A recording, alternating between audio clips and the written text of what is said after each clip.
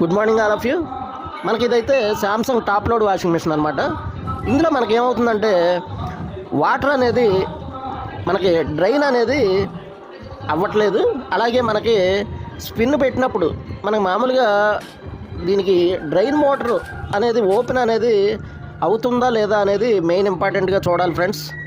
మనకి drain motor అంటే నీళ్లు లేనప్పుడు మనకైతే కనుక స్పిన్ అనేది చేసినప్పుడు వాటర్ అనేది లేనప్పుడు మనం స్పిన్ చేసినప్పుడు ఆ డ్రైన్ మోటార్ అనేది ఓపెన్ అయ్యి అది మెకానిజాన్ని అయితే మనకి ఓపెన్ అనేది చెయ్యాలన్నమాట. అలా చేయనప్పుడు ఏమవుతుందంటే మనం స్పిన్లో పెట్టినప్పుడు ఆ డ్రైన్ మోటార్ అనేది ఓపెన్ అవ్వలేదు అనుకోండి, ఓపెన్ అవ్వకపోతే మనకి స్పిన్ అనేది తిరగదు, అంటే స్పిన్ డ్రమ్ అనేది తిరగదు అనమాట.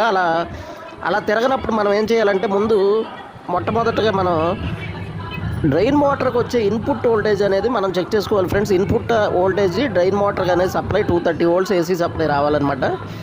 ఆ సప్లై అనేది వస్తుందా లేదా అనేది చెక్ చేసుకోవాలి. ఆ సప్లై వచ్చిందనుకోండి, మామూలుగా ఆ సప్లై అనేది వచ్చిందనుకోండి, వస్తే కనుక మనం డ్రైన్ మోటార్ని మనం డైరెక్ట్గా చెక్ చేయాలి. ఆ డ్రైన్ మోటార్ని డైరెక్ట్గా చెక్ చేసి మనకి ఈ రెండిట్లో ఏదో ఒక కారణం అనేది 90% ఉంటుందన్నమాట. ఈ రెండిట్లో ఏదో కారణం అనేది ఉంటుందన్నమాట.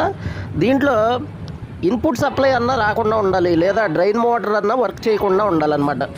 ఈ రెండిట్లో ఏ ప్రాబ్లం ఉన్నా సరే, అంటే మనకి ఇన్పుట్ సప్లై రాలేదనుకోండి, మనం దాని వైరింగ్ అనేది చెక్ చేసుకుని చివరిలో మనం పీసీబీ బోర్డు నుంచి వోల్టేజ్ అనేది వస్తుందా లేదా అనేది మనం చెక్ చేసుకోవాల్సి ఉంటుంది. ఆ తర్వాత మనం పీసీబీ నుంచి వోల్టేజ్ అనేది రానట్లయితే కనుక మనం పీసీబీ బోర్డు అయితే రిపేర్ చేసుకోవాల్సి ఉంటుంది అనమాట.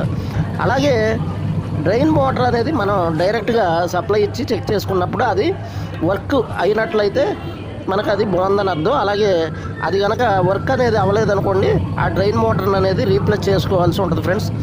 ఏదైనా కానీ కొంతవరకు మనం ట్రైనింగ్ అనేది పర్ఫెక్ట్గా మంచి ఇన్స్టిట్యూట్లో తీసుకుంటే మాత్రమే ఇలాంటి విషయాలు కొంతవరకు అవగాహన అనేది కలుగుతుంది ఫ్రెండ్స్. Thank you friends.